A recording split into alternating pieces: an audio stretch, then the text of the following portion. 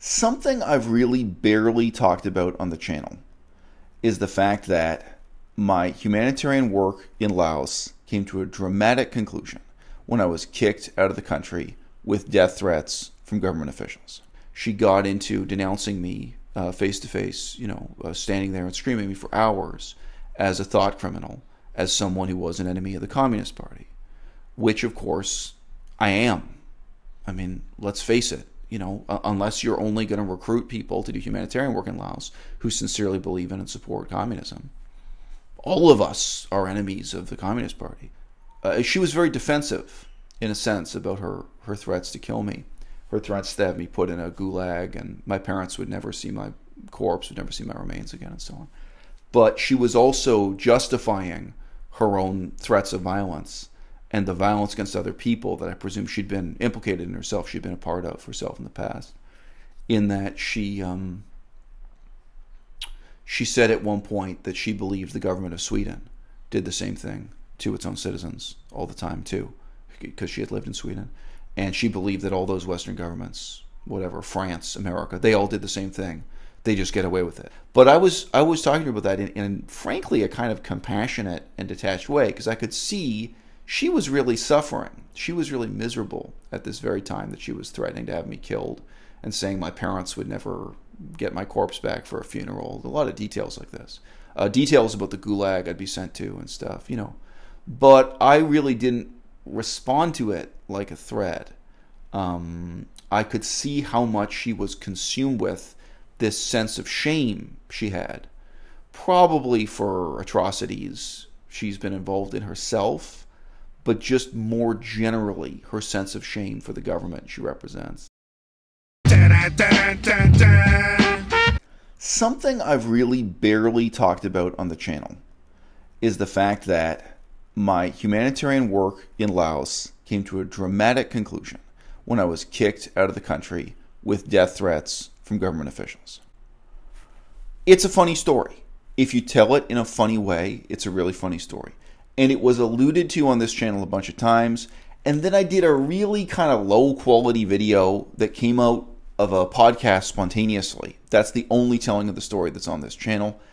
And it's one of those things where it is my story to tell. It's like I lived through, but I'm not really motivated to tell it because it's not something that's really that meaningful to me. Melissa knows this. I'm way more emotionally burdened by, for example, my negative experience with the university system. I'm really messed up with that. And just this morning, I saw a YouTube channel from another vegan who's over 100,000 US dollars in debt, student debt, I think 150,000 US dollars in debt.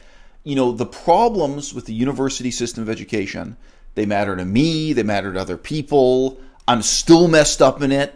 I'm still emotionally involved in it and professionally involved. That's the kind of thing where I feel, I want to make more videos talking about it even now. And it impacts the lives of everyone around me in this dynamic way. By contrast, the political problems that are peculiar to Laos, very few people understand, very few people care about. And I just said it can be a really funny story. I've seen people, crack up laughing when I tell the story of what happened. But I've also seen people get really upset by it, get really saddened by it. And those tend to be the people who know and understand enough about politics in Laos or politics in Southeast Asia that they see the larger tragedy that it's a part of. So the last couple of days, really just the last couple of days, I've been catching up with the politics of Laos, Cambodia, and Thailand after several years of that being quite a low priority. So yeah, compared to the average American, during the last 5 years, I've read quite a lot about the politics of Laos, Cambodia, and Thailand. But, I've been learning Chinese. I was living in Kunming. I got divorced. I'm spending time in France and speaking French and spending time with my daughter.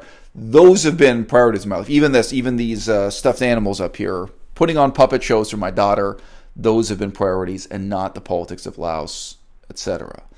But it matters. I always feel this frustration. You do sometimes talk to people who really believe that only the politics of Washington, D.C. and Moscow and Beijing matter.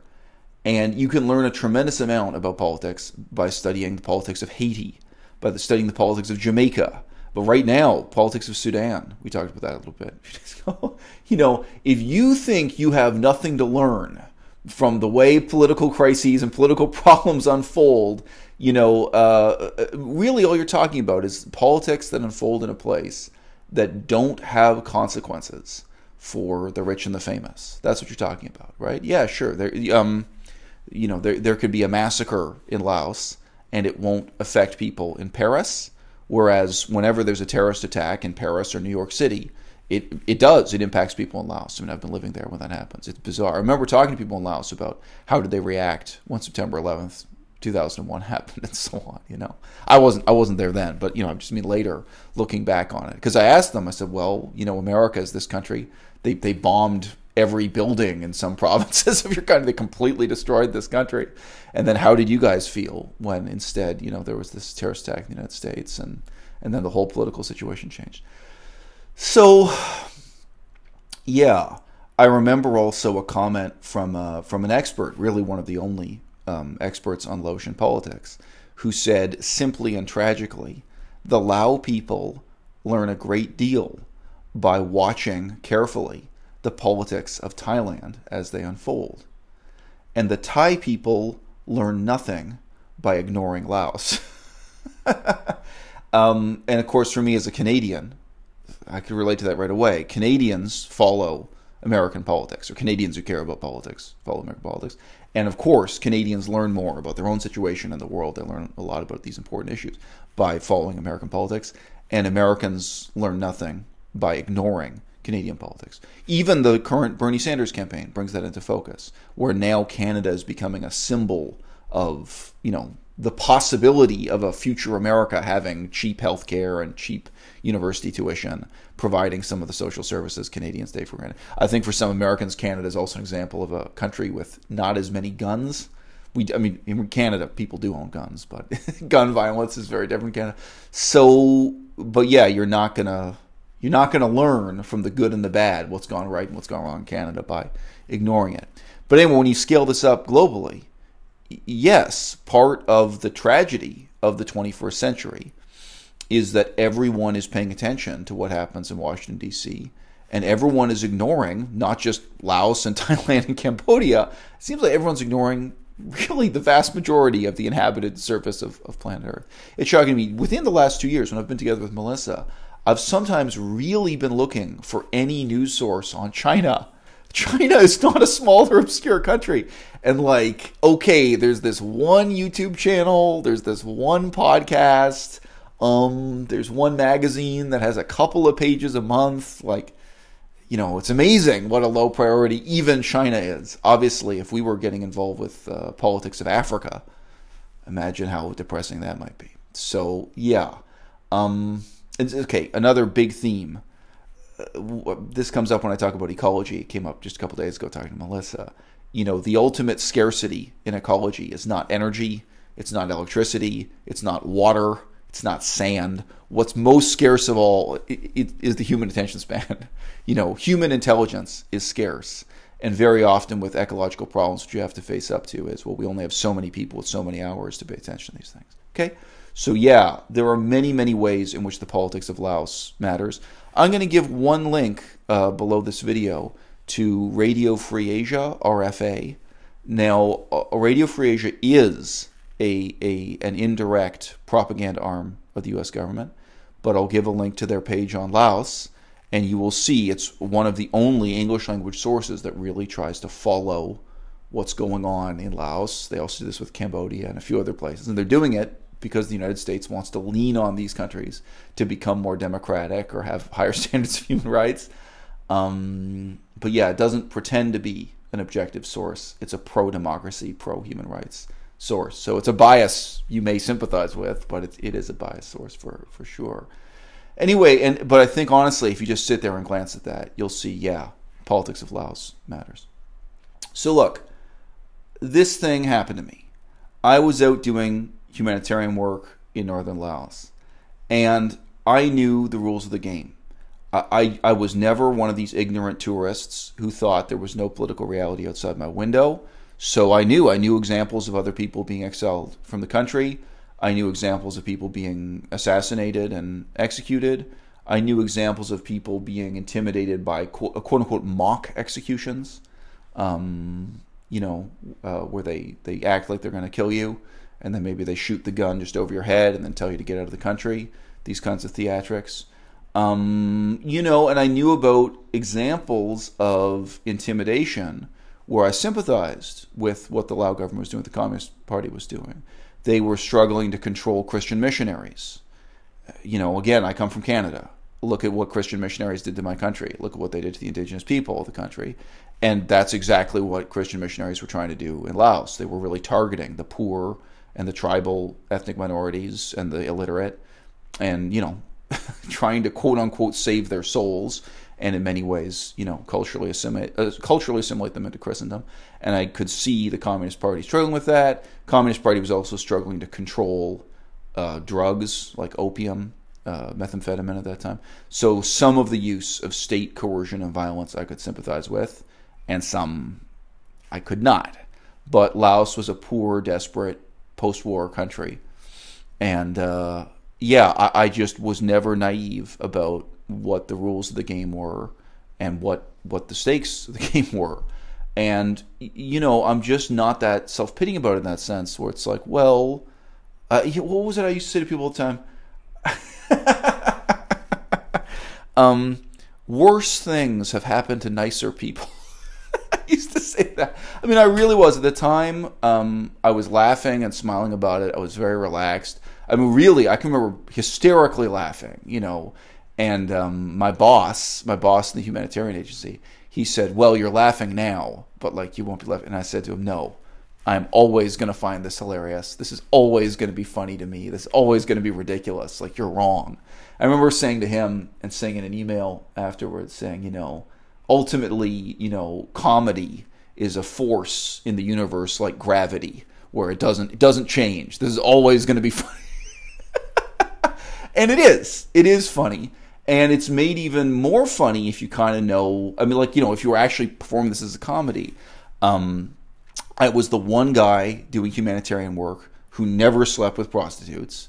I was the one guy who never drank alcohol, who never smoked drugs. And my own boss, on this part, the white guy who was in charge of this ultimately Belgian humanitarian agency, my boss, he was drinking and carousing and had sexual relations with women of various kinds, which he was flagrantly exhibiting to me. He was much more of the stereotypical permanent vacation humanitarian professional, with all the good and the bad that comes with that.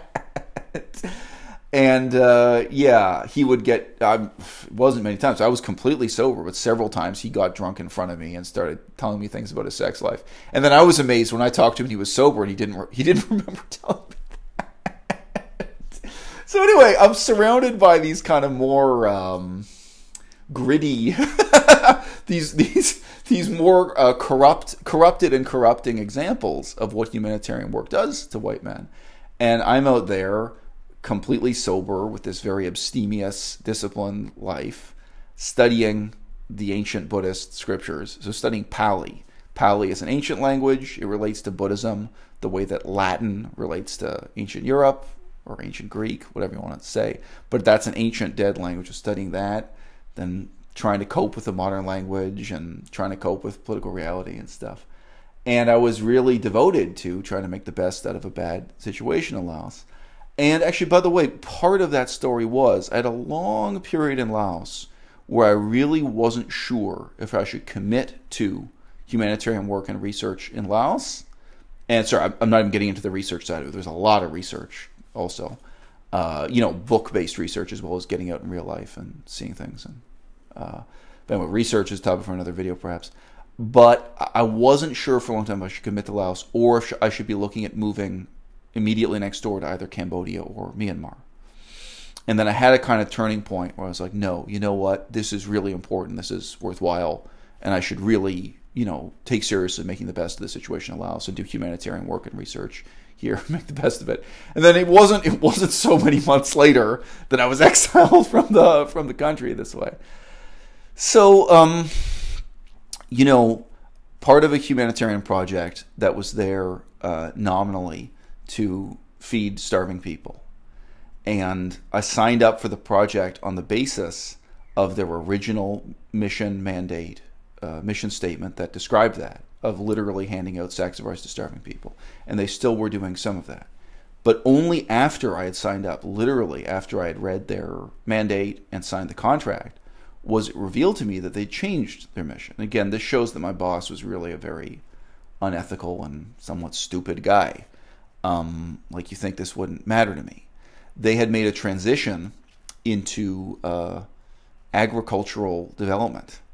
And again, I was no fool. I knew just how serious this difference was. So someone who's a bit more naive might look at that and say, oh, well, what's the difference? Before, you went into villages and you handed out sacks of rice to starving people. And now instead, you're teaching starving people how to farm with better farming methods. Better meaning white Western European farming methods. Better meaning for export to Europe. I'm just saying, better meaning pesticides. Better meaning European and American cows, beef and cattle, better,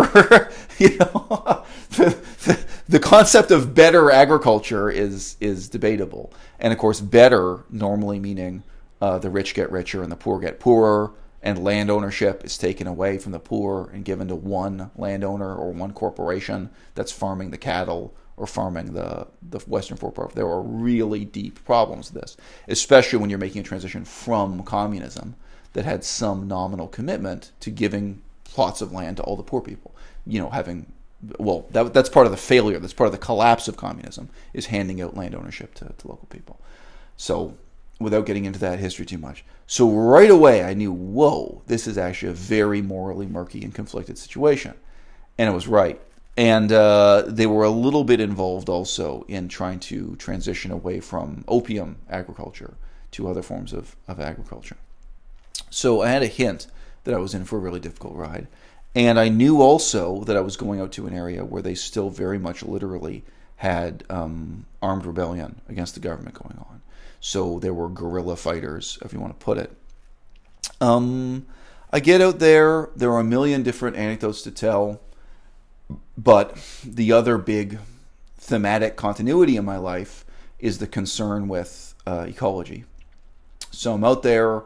I'm getting to really see the incredibly ethnically diverse and linguistically diverse reality of northern Laos. I'm getting to see the devastation of the American War, even the French War. There were relics from the war with the French, or the wars, plural, with the French, whatever you want to say. So it's war-torn jungle landscape, but the other thing I'm seeing is the jungle being erased from the map, step by step. So when I was up there, I was living in complete immersion in the Lao language. There wasn't a single other white man in any of those towns where I did humanitarian work, and I'm speaking and hearing the Lao language every day. So you really notice more when in your thoughts, your internal monologue, you switch from Laotian into English. When you're thinking in English as opposed to thinking in Laotian. And I remember in one of the villages, I looked at the horizon where there was a stark line between the intact forest, or forest of some kind, jungle on the hillside, and then this total deforestation, just, where there's just nothing there. It wasn't being replaced with crops being cut down. And I thought to myself in English, I bet you can see day by day, week by week, how the line moves. How this valley, this jungle valley, gets turned into a desertified valley, whatever you want to say. I remember I thought that, and a few days later, I had the same walk through town with the same view, and I actually felt emotionally devastated. I didn't weep, but I was really shocked and hurt because it was literally true. I could see that the line had moved. I could see that day by day I was watching the progress of deforestation, and I met and talked with people. Melissa's heard this before. I said to people things like they had just killed the last tigers in that province of Laos. I was doing humanitarian work. There were 2 tigers left, one male, one female, and they went out and killed them. And the justification was tigers eat people. Oh, and of course, after they killed the tigers, they sold the corpse for money to Chinese businessmen, of course. And I asked the question. This is my moment. It was speaking Lao. how many people did tigers kill this year? And of course, they don't know. They're stunned. The answer is probably 0. But, in any given year, the number is either 0 or 1. But, there aren't any tigers anymore. And I pointed at the motorcycle. And I said, how many people did motorcycles kill this year? Why don't you kill all the motorcycles? Instead of killing all the tigers. So there were all these different really kind of meaningful thematic elements. The indigenous people and the indigenous languages and the jungle disappearing, the last of many wild species, large wild species being hunted to extinction, tigers, elephants. I didn't see it happening to the elephants myself, but I've read about, but you hear about it. Giant pythons and what have you. This is all going on. And the reality is my own humanitarian agency, in reality, sorry, use reality twice, that's in reality, it had been on a downward slippery slope from doing very legit, very direct humanitarian work to doing quite a number of things I consider illegitimate, immoral, and in many ways harmful to the local people, to their short-term and long-term future. So there was a lot to learn. And I'm out there living for, kind of 29 days a month, 29 or 30 days a month, not quite the whole month, in these remote villages where, very, very few foreigners ever go, ever have been, and so on. With all this having been said about the context that was indeed meaningful to me, the peculiar anecdote that brings it all to a dramatic ending is relatively meaningless. I've said before that I was laughing and really quite relaxed and enjoyed the bizarre circumstances of my exile.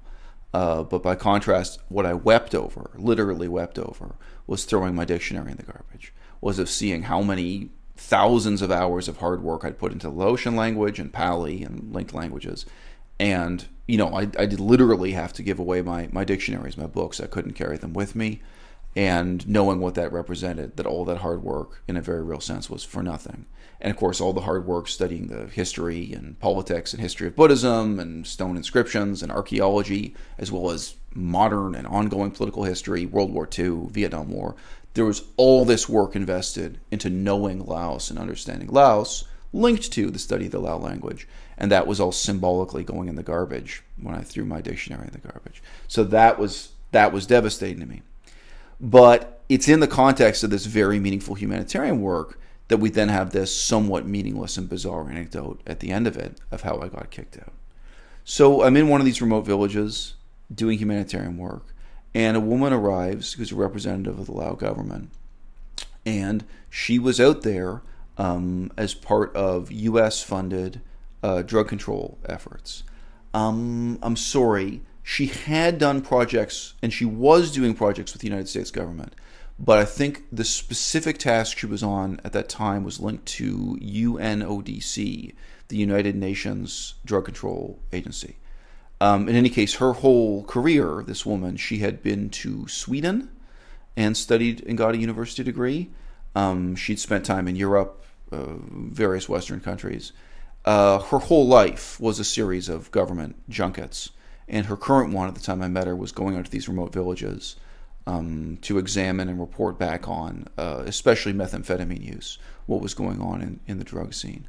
So, and she spoke English. That was the language she'd learned and practiced while she was in Sweden.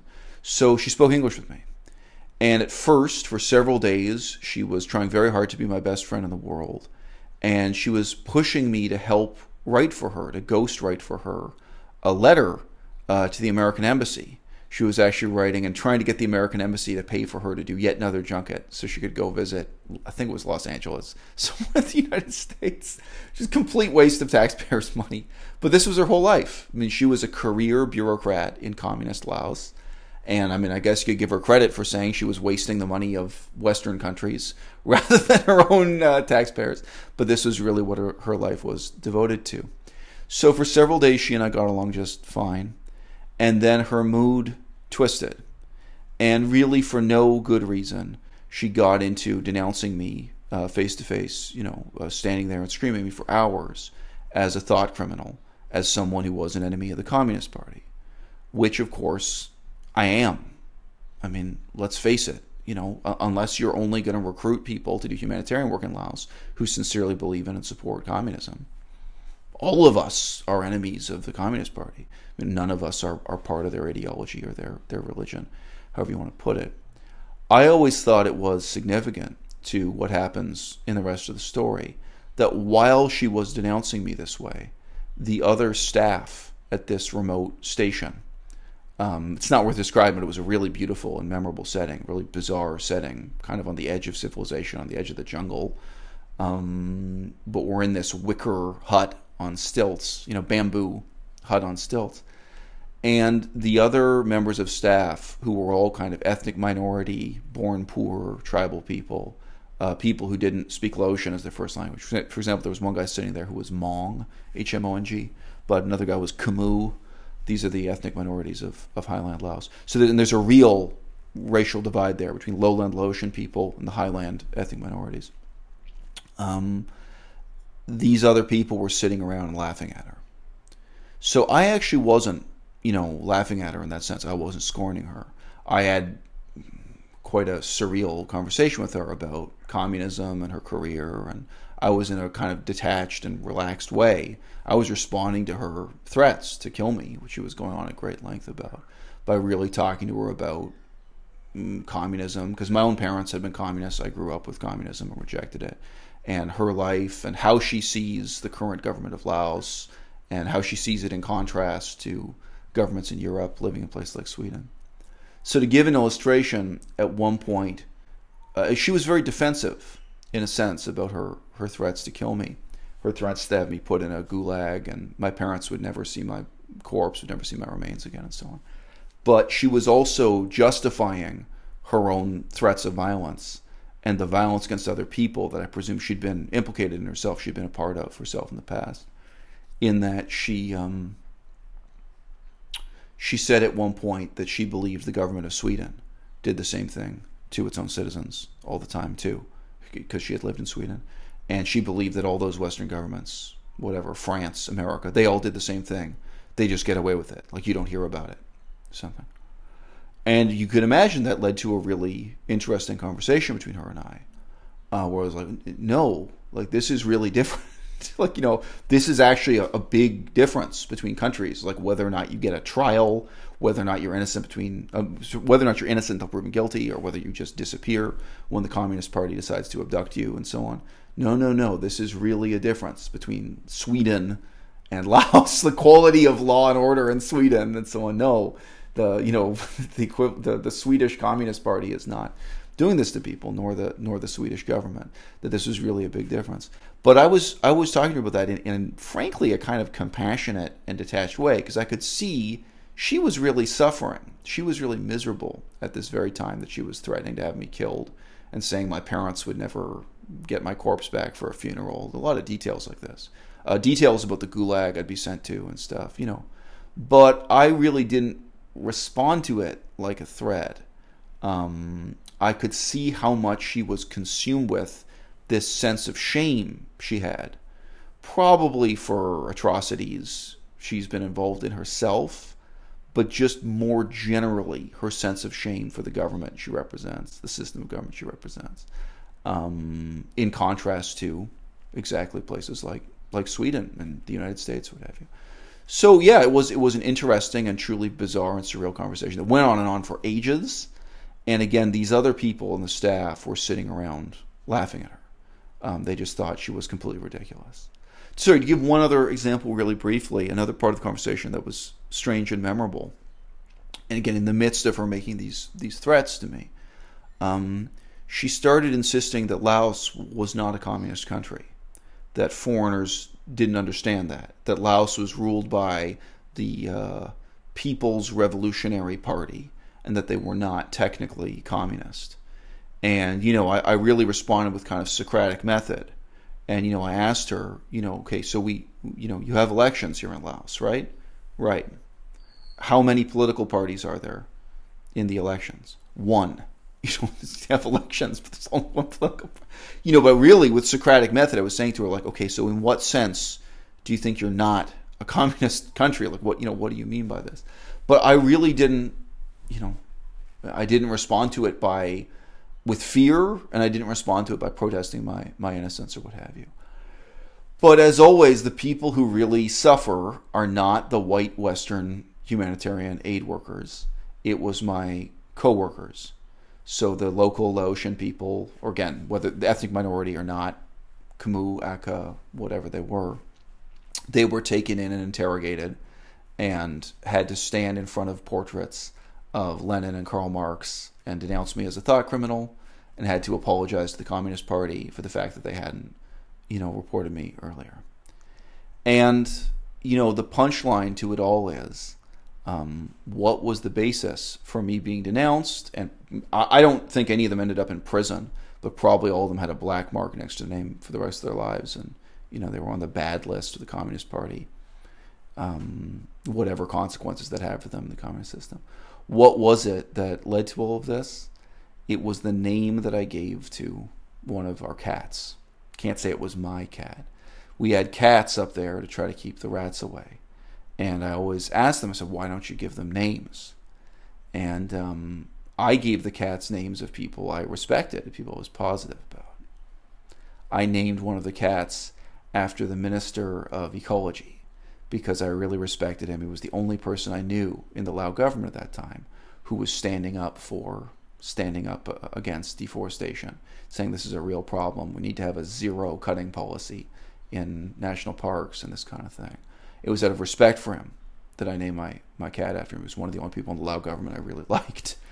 And she insisted on interpreting that as an insult to the Communist Party.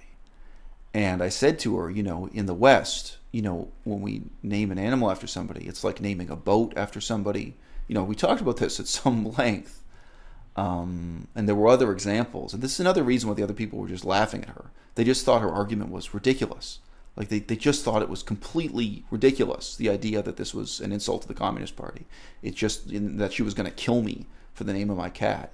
To normal Lao people, even to normal Communist Party apparatchiks, it just seemed laugh out loud funny. And, I guess they were laughing until the day they were taken in and interrogated.